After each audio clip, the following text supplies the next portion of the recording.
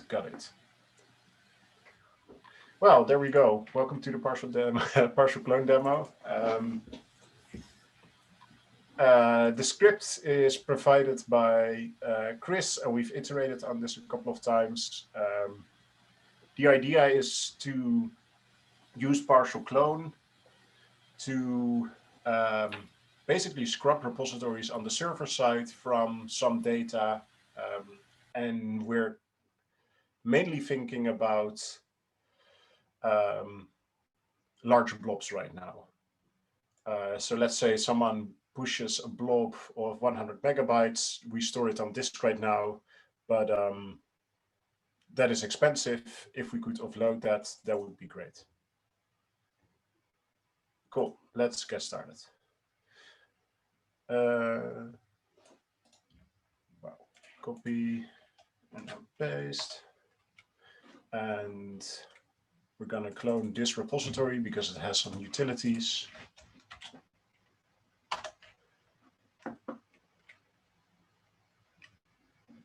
Ooh, pack reused 0, not so great, GitLab. And then we set the test directory. Oh, that's a good iteration. And then we can start an HTTP daemon, and we're using Apache. And now we're gonna check if we actually started it with PS.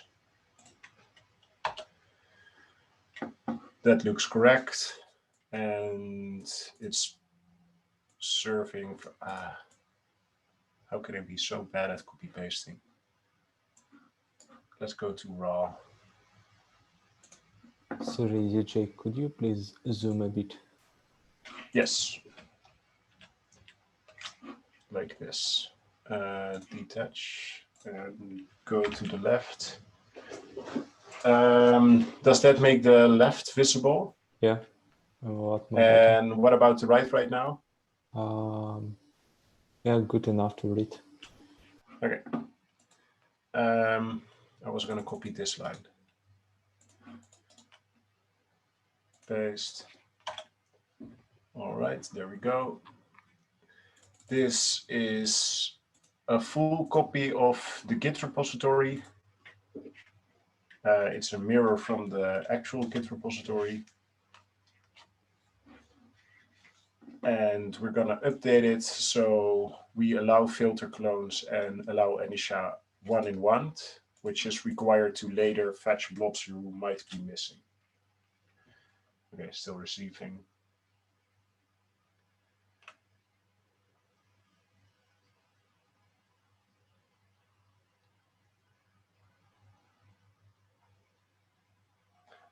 Those config options are set by default. And funnily enough, I just noticed that for HTTP, they're set in our code base. For SSH, they're set in Rails. Not great, but it works, I guess. All right, and now we're gonna clone from the just cloned repository. And we're using the non-local, so it doesn't hard link on disk, and it actually clones the data and pretends to, not even pretends, it doesn't reuse any of the data of the local GitLab kit. And we set a filter. So we filter based on blobs, and the parameters for the blob filter is that we limit all the blobs above 800 kilobytes. The 800 kilobytes is just because then we know how many files we're missing. Blobs, not files, sorry.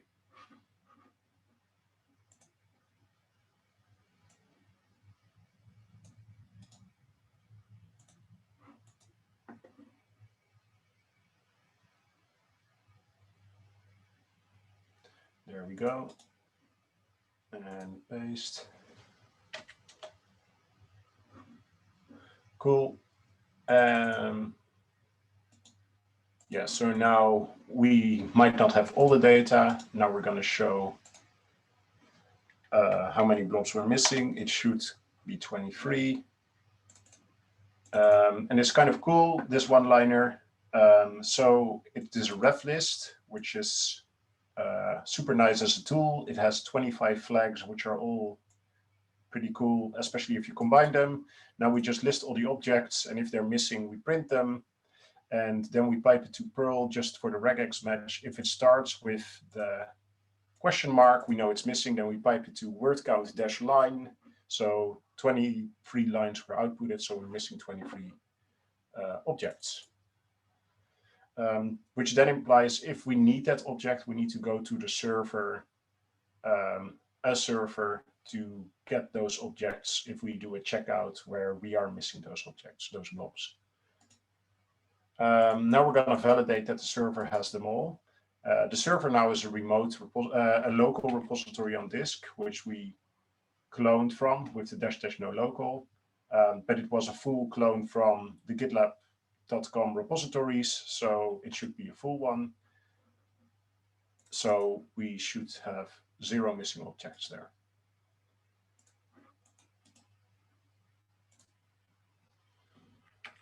Now we're going to source utility functions from the repository that Chris made available, and we're going to upload one of the blobs to the HTTP server, the Apache we just started. This upload blob is a shell function, which we should re-implement someday in GitLab. But for now, this works, especially for demo purposes. So the server replied with first a 100 and then a 204. And if we curl this endpoint, it's going to show what blobs it has. And it should have 1 blob. And the hash should be equal to the one we just posted. There we go. And this is the size. And as you can see, it's over the 800 kilobytes. So it is considered a big blob for the purpose of this demo. We're going to hijack my path. Well, it's not really hijacking, but we're going to prepend my path to use utility functions in the test directory. If I'm too verbose, you can just tell me. But I'm trying to make it clear for anyone who might watch the recording as well. Okay. Exactly what I need. Okay. And one thing I was just wondering, so we don't clone objects larger than 800 kilobyte, but that also means that our current tree or our current working tree is missing those objects, right? Great question. It's not. So here we were, wait, where's my mouse now? Oh yeah, here. So we clone into client 1, right? So what happens first is we're enumerating objects, we're receiving yada, yada, yada, and then Git does exactly the same loop again with 2 objects. And these 2 objects are in the current checkout. So first it tells the server, give me everything except all the blobs larger than 800 kilobytes. And then Git actually needs 2 of those objects and goes to the server again and say, hey, you know what? Those 2 SHAs, I want those. And so on demand, it's actually doing a Git fetch with 2 SHAs. This is the second fetch right here. So it went exactly as you thought it went, but then Git was clever enough to just fetch those objects it was missing. So the working tree has those files, but the Git object database does not have them. They both have them now. Okay. Because it needed it for the checkout locally. So it's added it to the object database and then proceeded with the checkout. They were loaded because of the checkout, or because of the checkout? Yeah. So wait, I'll the show second you this. Yeah, the second one is done because Git wants to do the checkout, notices that it's missing blobs, and then doesn't do it. So and then misses those blobs and then does do it. So what it had to do is enumerate the objects. It wants 2 additional objects, and then it's going to fetch those. But what we could do is pass the -- no checkout with the same filter, and now we're going to clone it to client 100. And what you'll see is that it will clone this exactly the same number of objects. It will count the same. This whole thing is the same. Resolving delta is the same. And this part it will skip because it doesn't miss any objects to perform the checkout. I'm just going to press enter, and maybe I'm wrong. And then we can all laugh about it. But I think this is how it works. Yeah, it's how it works. Yeah, I figured the same. We'll see in a second. Drum roll.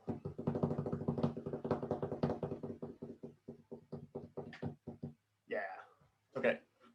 So everyone's back on board. Like this is okay. Cool. Then let's continue on. But it was a good question indeed. That was. Yeah, you can launch the command to count the number of missing objects, and you will see that. Oh yeah, that's true as well. But then it wouldn't be 23, right? But 25. Yeah, 25. And then -c is GitLab Git Git client 100.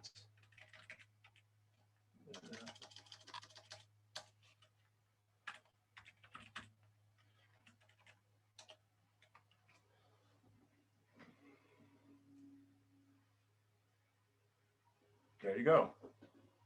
Cool. And this is also what I really like about partial clone, is how transparent it is for the end user. So if we were to use this in the GDK, for example, where a program is cloning for you, or in CI, you eventually do get all the objects you wanted. But it does save you bandwidth if you don't end up needing them in the first place. All right, but let's continue on with the Promissor remotes. To the first client we just cloned, this is not the full copy anymore. We're gonna add a remote. And the trick here is that the protocol is test HTTP Git in this instance. And it's not HTTP or Git or SSH.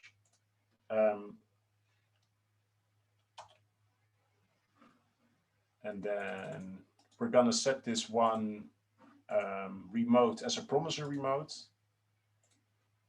And a Promissor in this context means if I'm missing objects, I can iterate through all the Promissor remotes, and one of those I can just ask, hey, do you have this SHA? And this is used to differentiate remotes from one another. So let's say you have the same repository on multiple servers, and some of them do act as a Promissor remote and the other don't, then this is still compatible throughout all those remotes.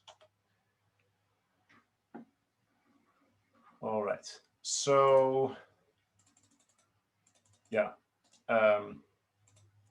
a cat file, which is a Git plumbing feature. It just shows you whatever is in the hash, and the -p means preprint.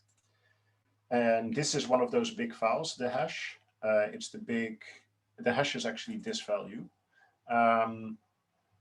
Because we already uploaded this, we must be missing it, and we pipe it through less because it's a big file. And then it's gonna take a while.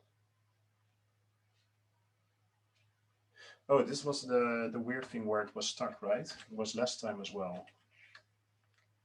But then now it was super quick, yeah. All right.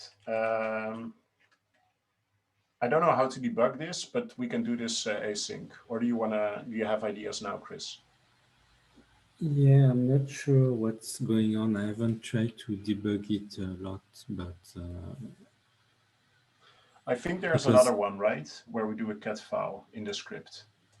Yeah, we do it at other times. Okay. The next time I'll remove the pipe into less, and maybe then we get more output.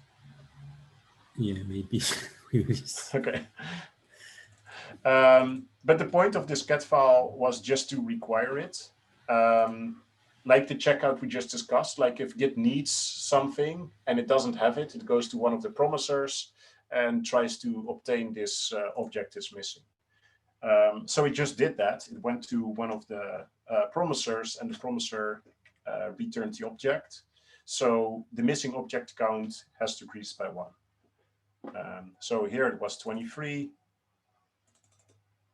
Here we fetch one of the files, and here it's going to be 22. How do we know which remote it used to get the file? Because it could have gotten it from the origin as well. No, because the origin wasn't set to Promissor remote. Yeah, it could have used the origin, but later in the demo we remove the origin and we try again, so we will see it later. But the origin is in the part. Oh, it is. Okay, sorry, Blob. Sorry, Tone. Wow, this went very wrong in my head. Excuse me. Okay. But now in on practice, to yeah, when it takes a lot of time, it means the HTTP remote was used. But anyway. Okay. Oh, you wanted to add more color, Chris? Did I miss something? No, we will see later how that it uses the HTTP Promissor remote, because we will have deleted the origin remote. Yeah. So it will have no choice.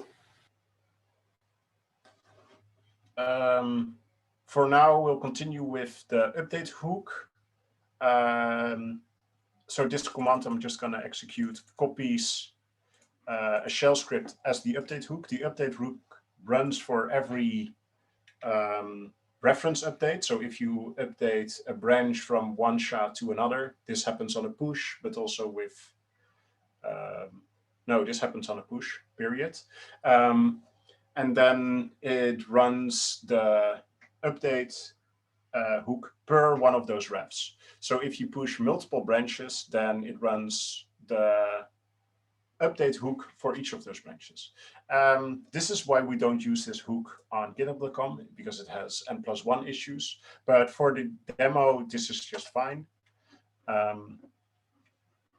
This hook, well, first create a big blob, and then I'll explain later. So what this does, it creates 1 megabyte. I think, yeah. So head 1 meg with count of 1 megabyte from dev view random, and redirect standards out to git client 1 new random data, which just means create a new blob in git client 1 new random data. This just stages it and commits it. And we paste that. And now we can push that to the origin remote. There we go. And what's interesting now is that there's the hook is actually being run.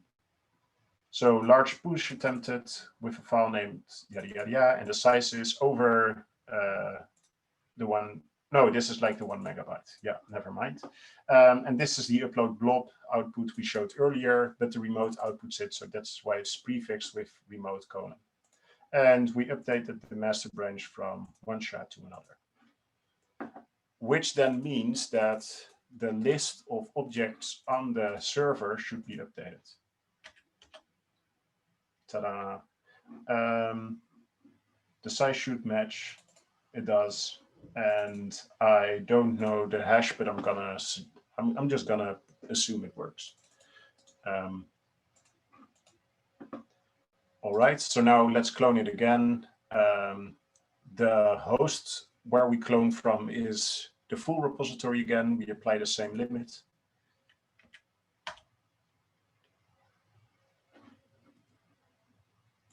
Which then means we're gonna miss the same amount of data.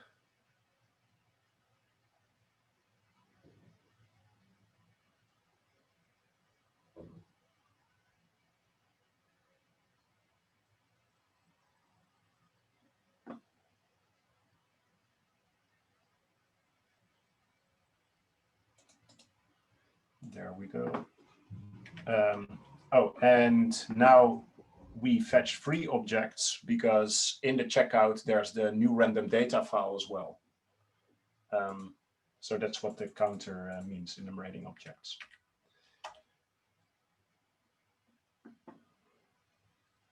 Then we wait. Cool. So let's remove, at least from the tip of the branch, the new random data. And let's commit the removal of the data. And let's push that. If I'm not mistaken, the update hook will run, but it will not detect a large blob. Did it? Oh, okay, wait. This was, I guess. Oh, okay. So this was in the original repository, but not in this one. So now we push, now it detects that it is a large blob and uploads it to the HTTP server. Okay. So if we clone this, the update hook is not very smart, so it's yeah. Yeah, it does make sense why it triggered, so it's fine, I think. I could reason about it within a few seconds. So if I could do that in a few seconds, everyone can. Git client free. And I guess the point here is the new random data is no longer in the checkout, so we won't fetch it again. So the additional fetch will fetch 2 objects, not 3. Where here, I think, yeah, here it still fetched 3 objects. But however, if we're going to check soon, then it is going to miss this big blob from the local object DB. There you go, enumerating objects 2. So here we go.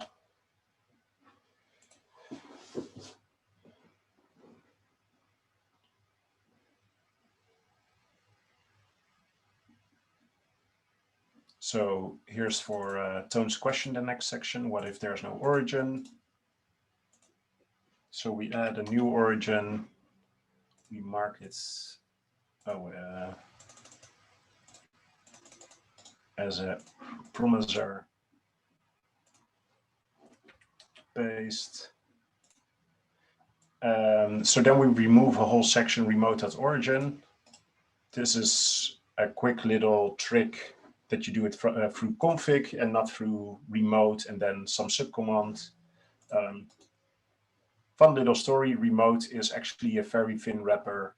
The remote subcommand is a very thin wrapper around the config.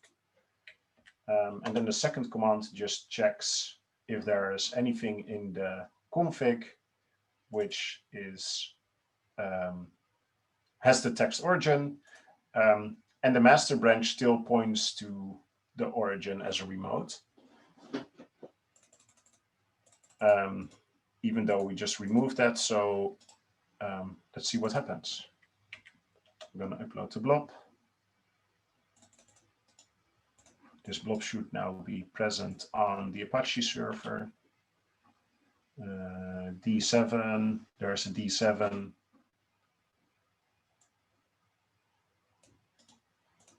And in this case, I'm not going to pipe it through less because now I want to see if it doesn't block.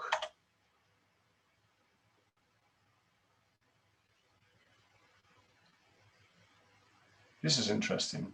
So get file is somehow blocking. It takes some time, so okay, we have to wait. I didn't try to make it faster. So that's fine, but why does it take some time? My guess is that because there is a fast import process that runs, and my guess is that after the fast import process, it tries to repack things or to check things. Okay. And that so that's why if I interrupt and then just rerun, the repack will not be triggered. So it's much faster. But in the end, just fetching the objects. when it has run once, the blob is now in the local repo, so it's much faster because it doesn't need to fetch it from the HTTP remote. It's the fact that when it's fetched from the HTTP remote, as the fast import protocol is used by this fetch inside Git, it takes a lot of time. Okay. But I haven't tried to optimize this. No, so that's, yeah. I don't know what's happening exactly. But I think it should not be too difficult to optimize it, because what I can see from the log is that the fetching the blob from the HTTP remote is really fast, and then sending it to Git is really fast. It's just that after that Git does stuff, and I don't know exactly what stuff, and this is what takes a lot of time. Okay. All right. Yeah, thanks for explaining. I don't think it's the biggest priority right now in this stage of proving that this solution works. But if we could fix it, that would be great, though. But at least thanks for explaining. Yeah, so the new step 5 is new compared to last time. Yeah. So this adds a remote. It has the test HTTP Git protocol again, and it's a Promissor. Upload all the large blobs. Now we try this is a Reflist. to use the same plain HTTP remote on the server side. Yeah.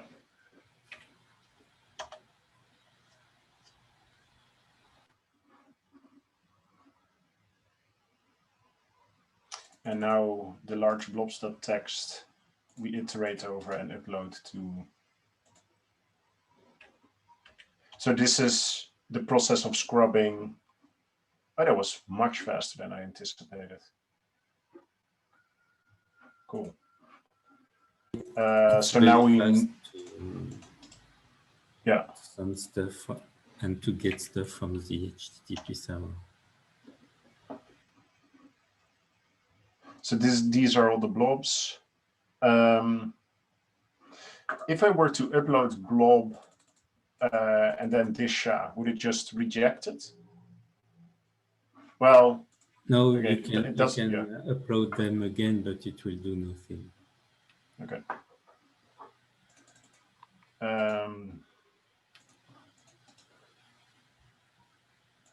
So repack -all is -a is all, I think, and the -d is recalculate the deltas. It's to delete all packs, the -d. Oh, okay. But yeah, the issue I had is that there are some limitations in Git Repack that prevent us from passing a filter to Git Repack. So that's why there is there is also underlying limitations in the Git pack object. So now you should try to build yourself a new Git from the CC Repack filter branch, because otherwise but you can try, but the next command will not work. You can try it if you want. Let's first observe failure and then I'll rebuild the Git.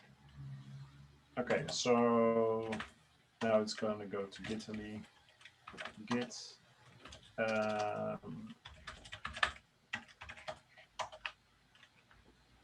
Let me see. Is it in this Git or is it in the GitLab Git?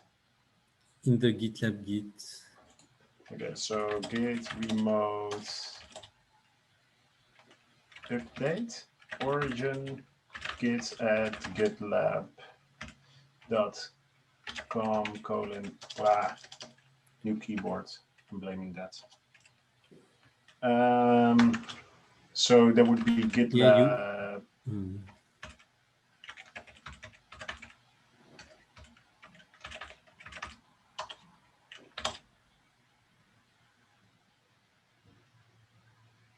Why doesn't this work? No such remote or remote group. Oh, you I are swapped not the in the arguments. right directory. Oh, yes, perhaps. Am I not? Yeah, perhaps you are. Sorry. Yeah.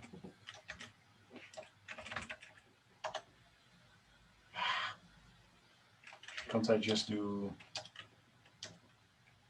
Okay, let's just have.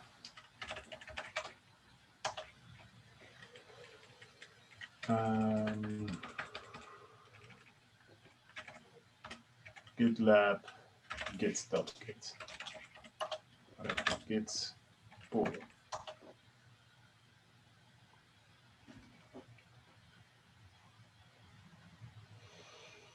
All right, git checkout. Which branch? The CC Repack filter. It's in Repack filter. Make.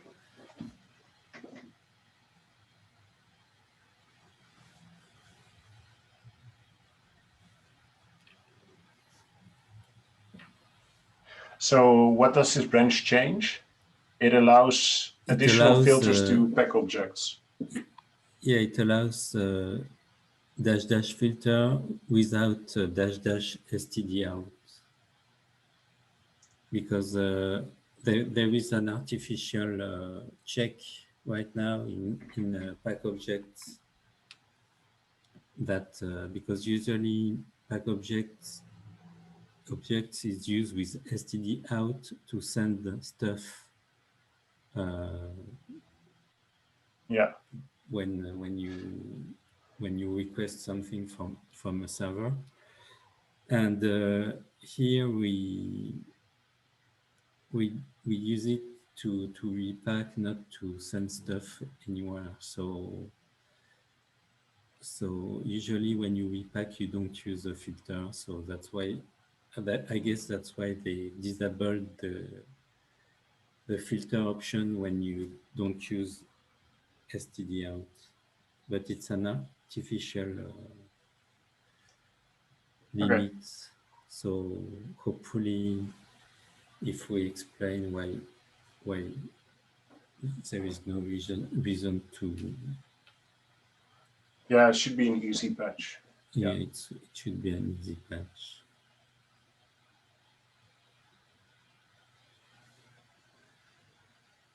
And we pack it to a different pack file. Oh, and then we remove Yeah, we the other have ones. to do some kind of stuff that Git Repack does usually, but the issue is that well, there are a lot of issues. First, Git Repack doesn't support dash filter, and also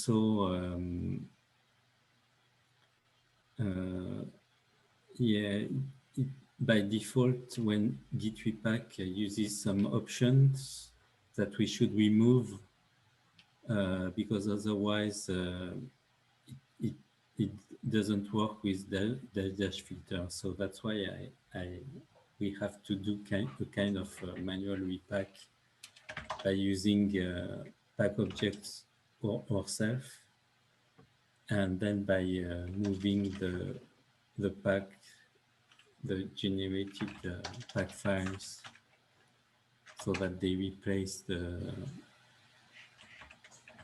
old ones.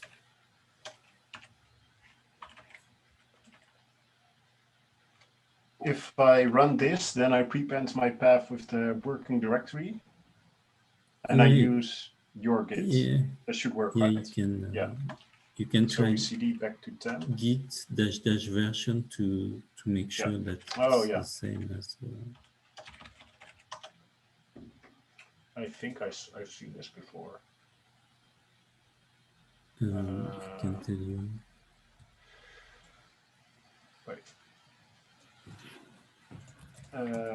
Git-c this directory and then Here it should describe. be E29F6. Yeah, that matches up. Yeah, yeah, that's All not right. So now we do this echo, which creates a new pack.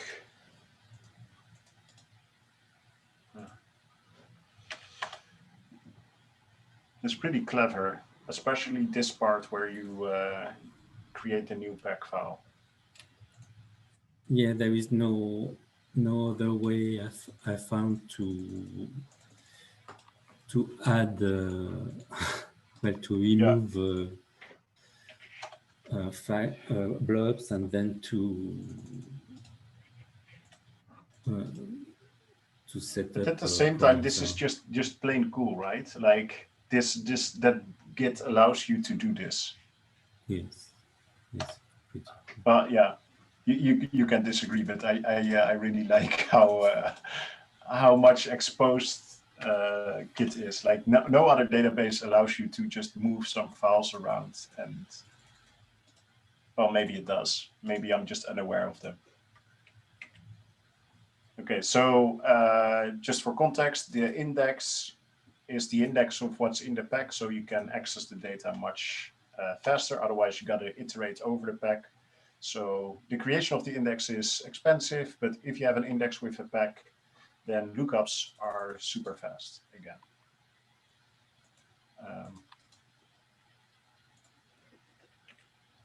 Yeah, there is an issue.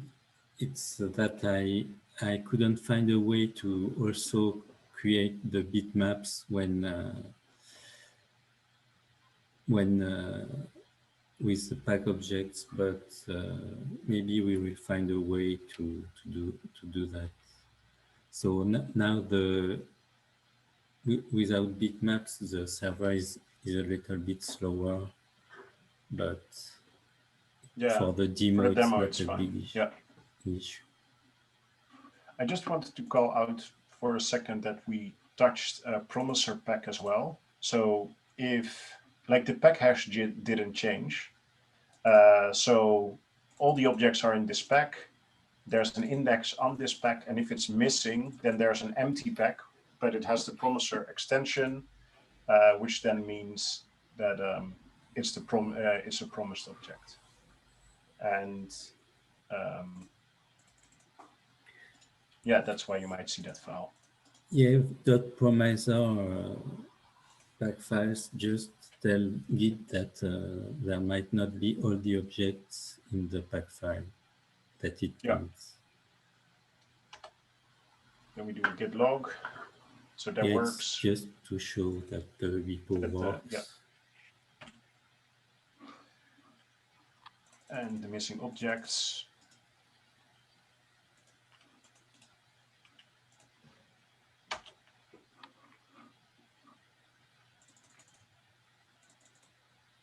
Ooh, we're off by one.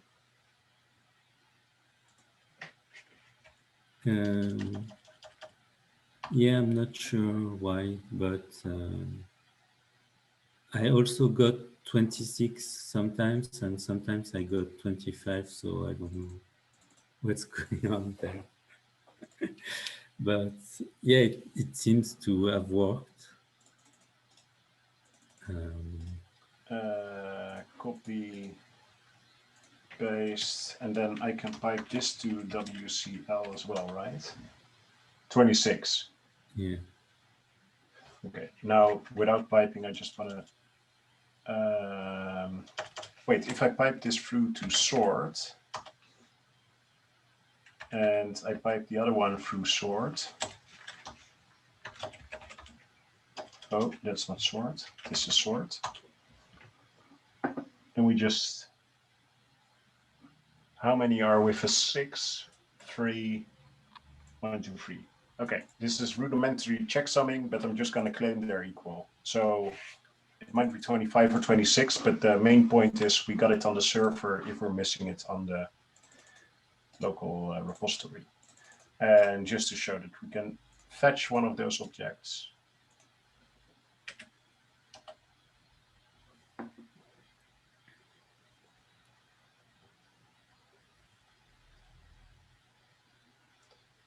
Oh, this is the fast import thing again.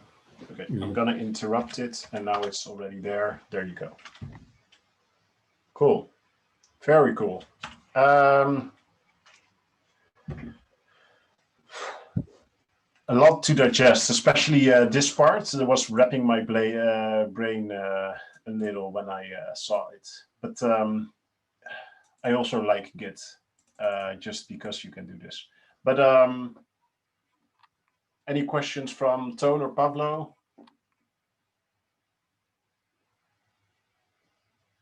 I'm good. At least today I understand half of that.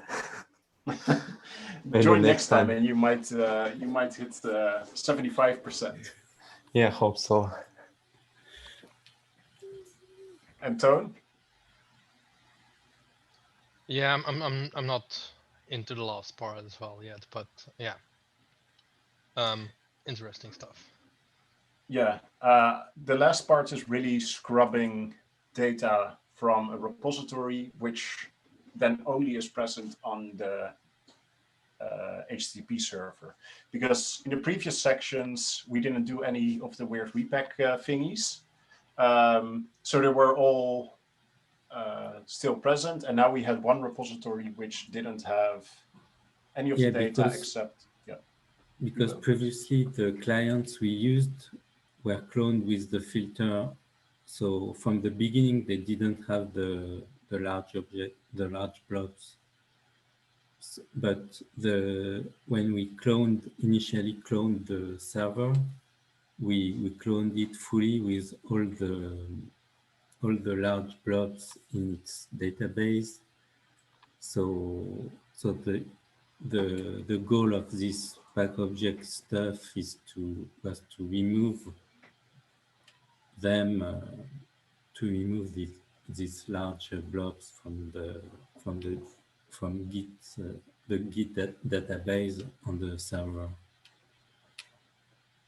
It's something we could do, for example, every night or every, I don't know. Yeah. And the advantage of that would be that we have them local if there is load coming. So only the first time it's missing, and then the rest of the day we have it. Let's say a new repository is very popular, and then at night we scrub it, and then we try to go without having that file locally again. Yeah, because all large files might not be very interesting, and we might actually never need them on the server. So we might need the latest ones, but not the old ones. So I'm just gonna clone it once more with the -- no local. Because wait, like what I'm trying to prove is that this GitLab Git it's missing objects. We just shown that, the 26. We fetched one, so it's 25 now. But this repository should be gitlab.com, like in a few iterations of backend server work. But for the customer, we want to do a git clone and then -- no local, so don't reuse any objects from GitLab. Git, oh, I can't really type. Yeah, you should use a filter, because otherwise the server will have to fetch everything. But this is exactly what we want, right? Just to show that it will be transparent to the end user. Yeah, we can show that, yes.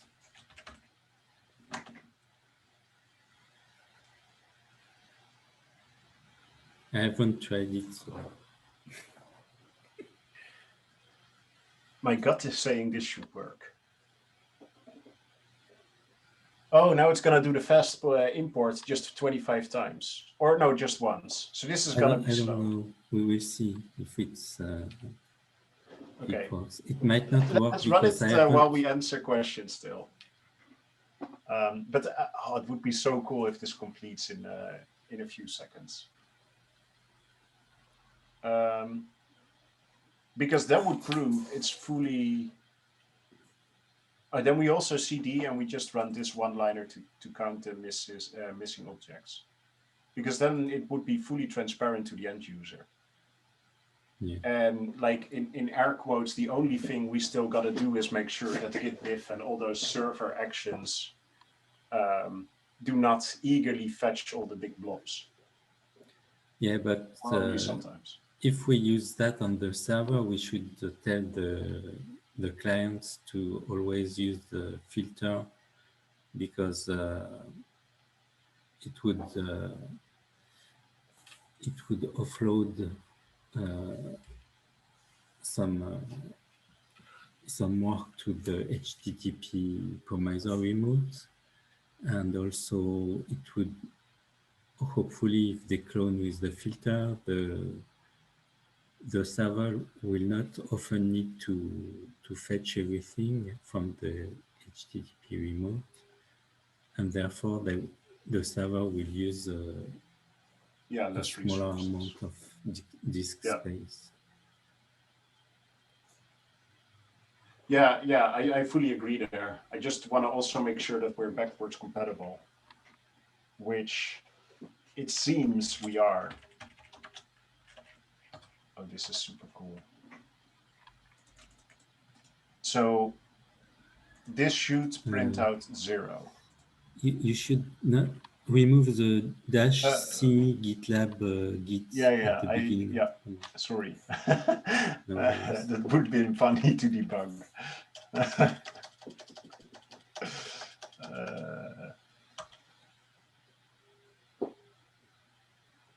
Oh, this is so cool. Okay, this makes me super happy. Very cool. All right.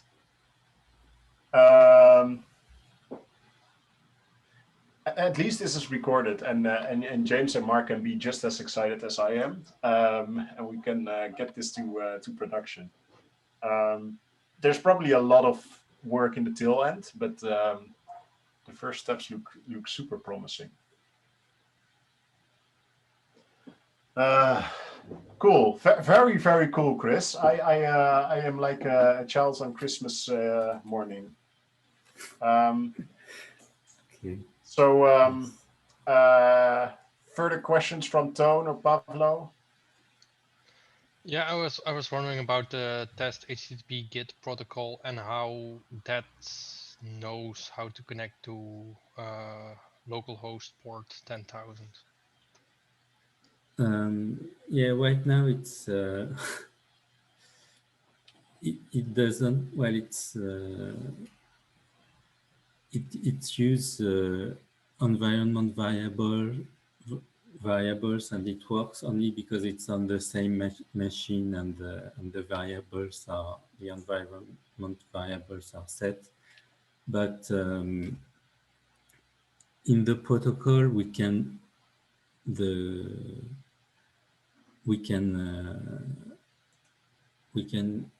pass a URL, and we can work with this URL. I haven't really tried that because it's not necessary for the demo. And, yeah.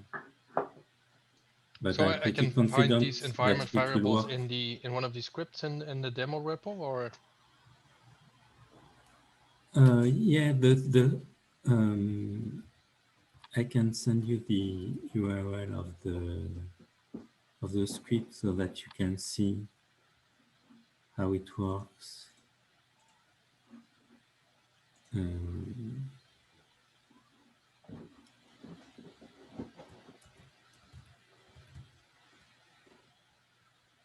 So I sent it in the chat.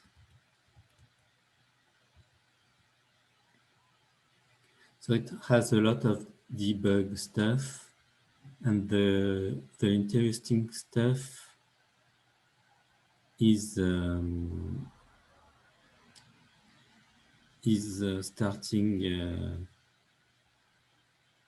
with line 88. Well, it's so as you can see, because that script is in the pod, it will run that script.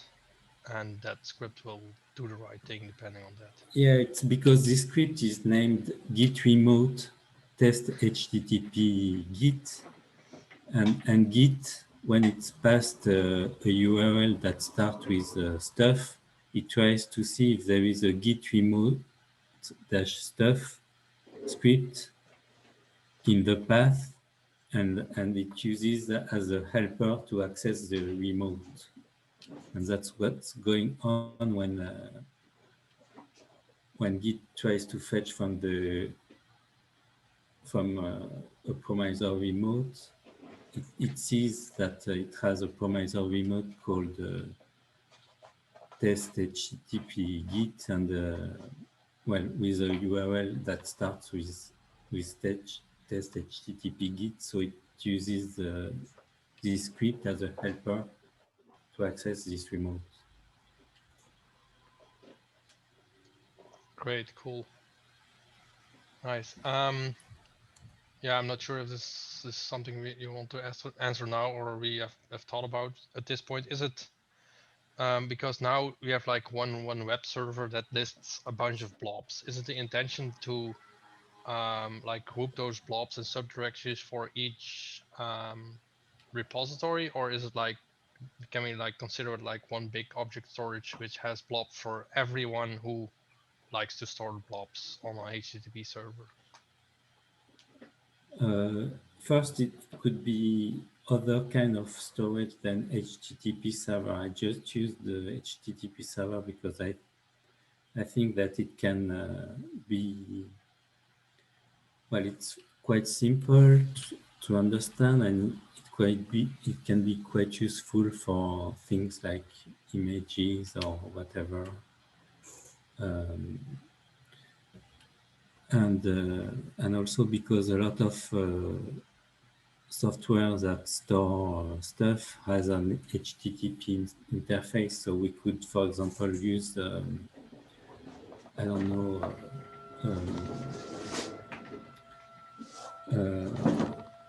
all kind of archive stuff, and also because GitLFS, I think, uses some kind of HTTP server by default, or well, I don't know, but maybe. So I don't think the way we organize stuff on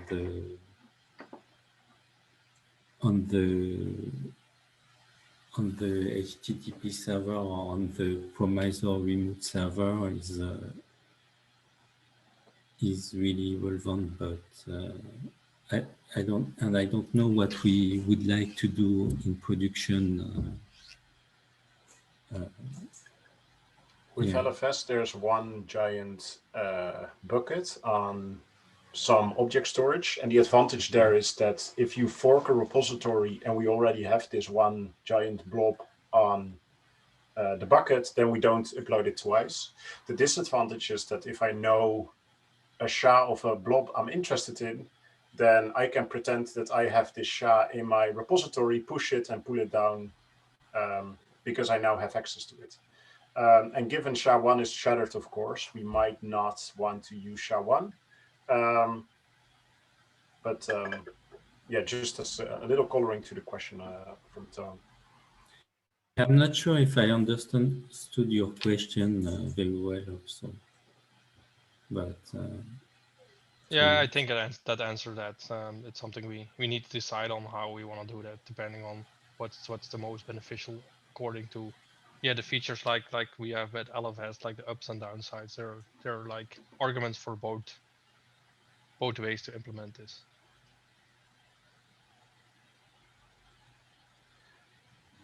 Pavlo, did you still have questions? Not on this topic. Okay. Then I'm gonna end the recording.